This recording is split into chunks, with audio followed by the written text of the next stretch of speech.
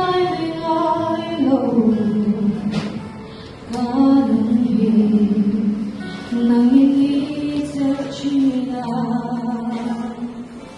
Zikowary wolocłaki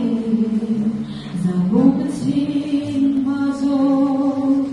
Ogasam I czarna hilba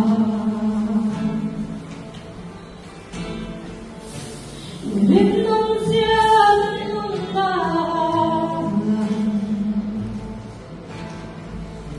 I czasja hilcunga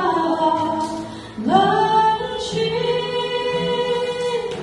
Katheda zonita kalana Ogasam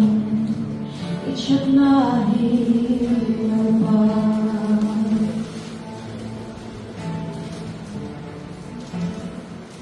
Yan amoy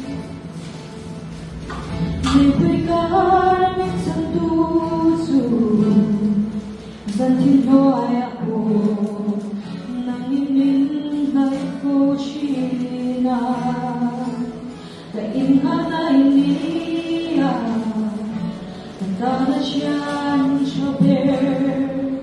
Kandong ko sina Ichak na hilaba Ritnom siya kanumana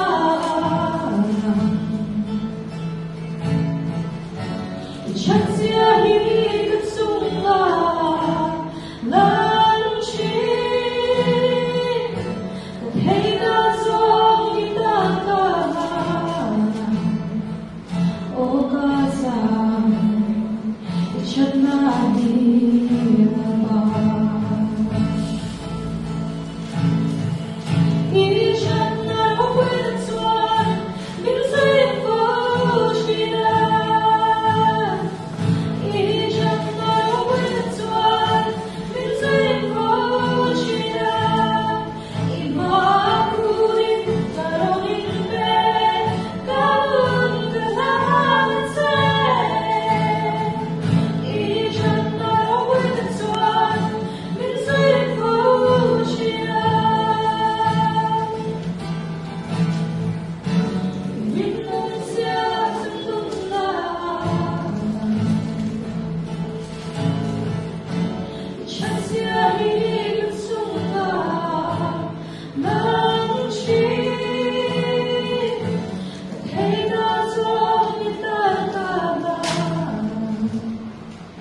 Oh,